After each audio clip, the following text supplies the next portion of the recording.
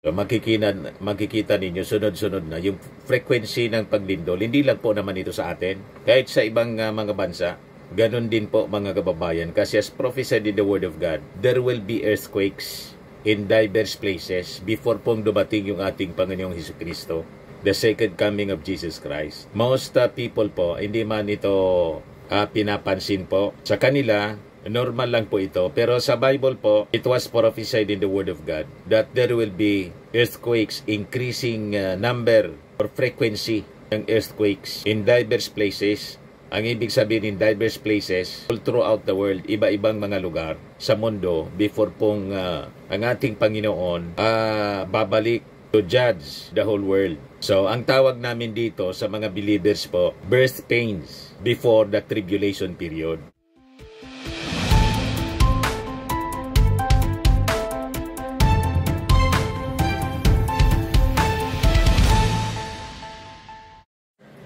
Hello po mga kababayan, si Dante Maravillas. Dito muna tayo sa ating podcast, Life with Dante Ian. As you know, tumama yung magnitude 7.6 na lindol sa Davao Oriental. Pero sa ibang report ng ni-revise ito, 7.4 daw. So ito yung epicenter mga kababayan ng magnitude 7.6 or 7.4. Kaninang umaga, 9:43 in the morning sa Davao Oriental. Diyan po.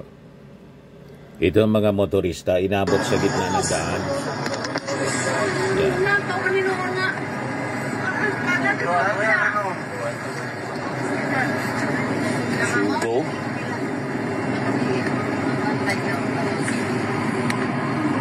So napatigil sila. Yung iba,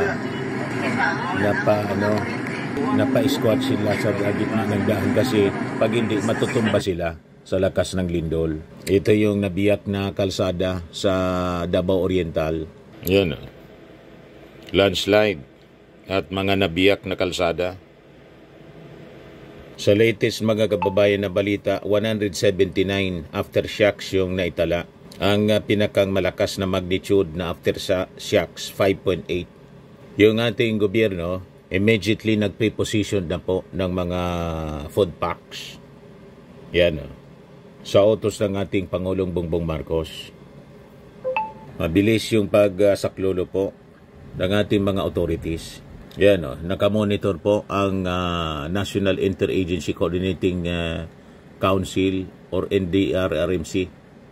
Nasa meeting po sila ngayon. Yung ground forces, Bureau of Fire Protection, Coast Guard, Philippine National Police, Army, the Armed Forces nakamobilize lahat. May advisory ng force evacuation para po sa possible tsunami. Yan po yung disaster response ng DSWD.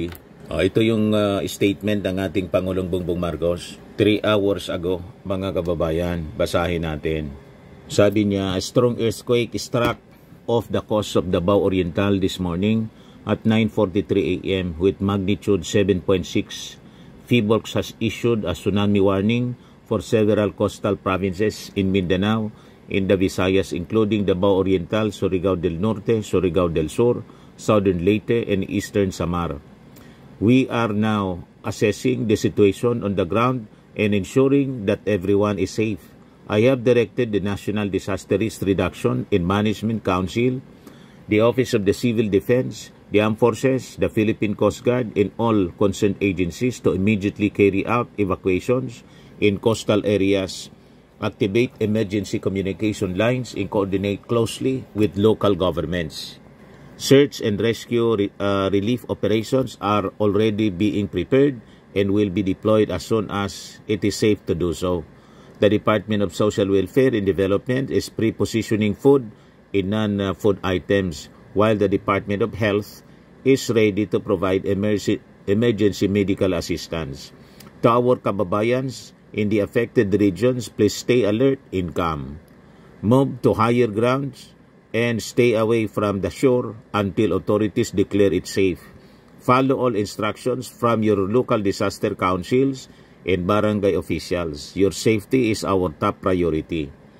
We are working round the clock to ensure that help reaches everyone who needs it Let us continue to look out for one another and pray for the safety of all countrymen. So, hindi pa man tayo nakaka-recover. Nasa 10 city pa yung mga taga Bugo City, Cebu. Ito naman po, another lindol ang tumama sa atin. Mas malakas, 7.6 yung magnitude. Yung sa Bugo, 6.9.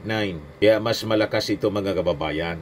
May isa nang reported na namatay, mga kababayan. At sana naman, hindi na madagdagan. Pero may mga injuries na po na reported. At maraming buildings, mga structures ang nasira po.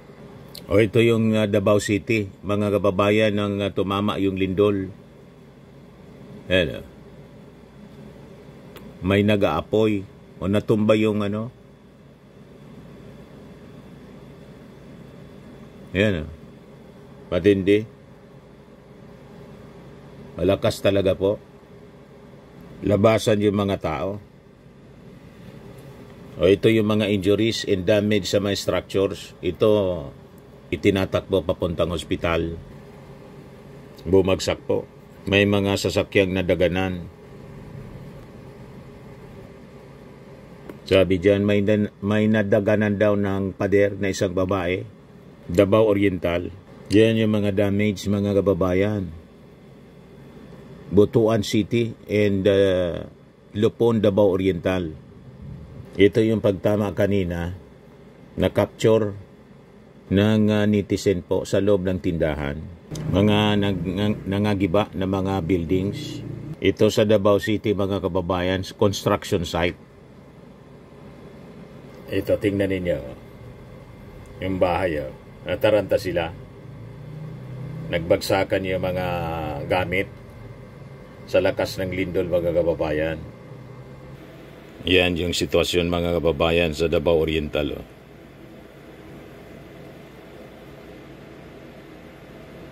Ito yung Philippine Normal University building. Yan na-damage din po. Ito yung nakuang video pag-uga. Kita ninyo. Malakas talaga yung lindol.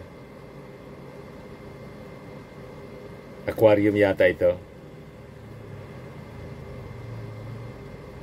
Sunod-sunod yung paglindol.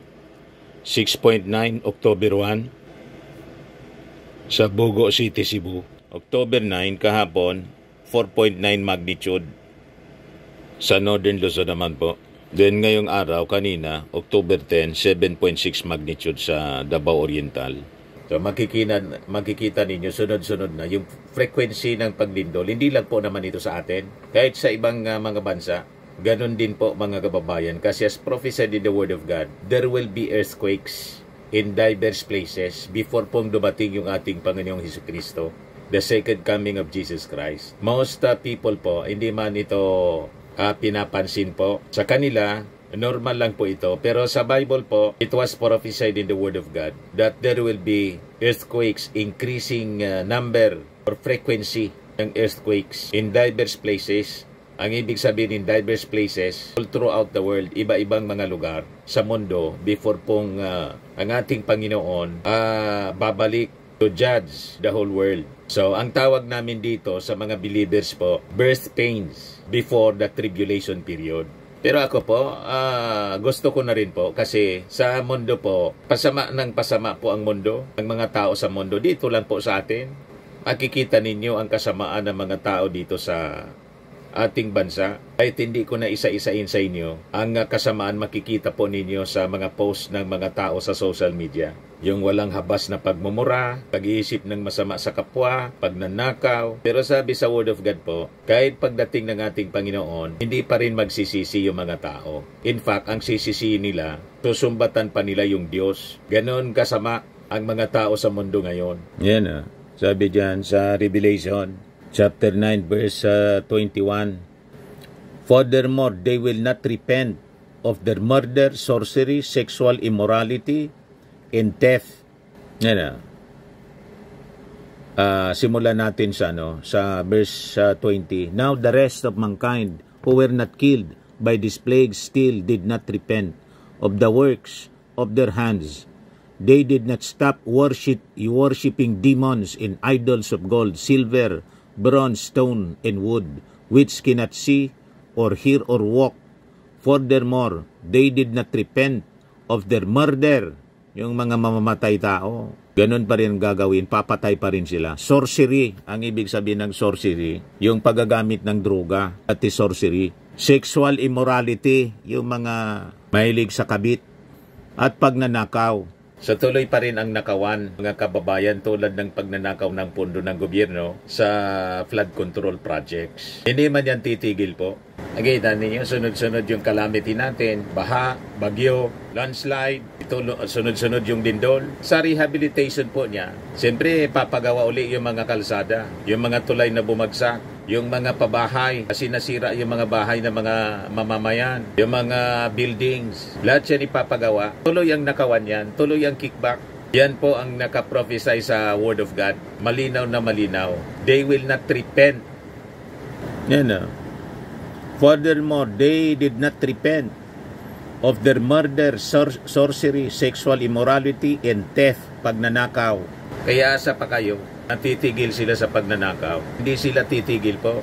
Tuloy ang pagnanakaw, mga kababayan. Hindi magkakamali ang Word of God. Kumbaga, mamiminimize lang yan. Kasi mainit ngayon. Pag hindi na mainit, balik sila sa pagnanakaw. Ganon lang yan. So yan lang po muna ang short video natin, mga kababayan. Atid sa inyo nitong napakagandang product natin na binibenta online. I am Worldwide Amazing Pure Organic Barley Powdered Drink Mix from Australia. Yung gusto na mag-try po nito, mag-message na lang kayo sa akin sa Facebook, Dante Maravillas. Pwede din kayo magnegosyo nito, message kayo sa aking anak, Architect Entrepreneur Riz Maravillas. Pasensya na kayo, medyo maulan, kaya yung bagsak ng ulan, dinig na dinig po, yung bagsak ng ulan sa bubong. Lagi nating tatandaan sa buhay, you become what you believe. Bye-bye po.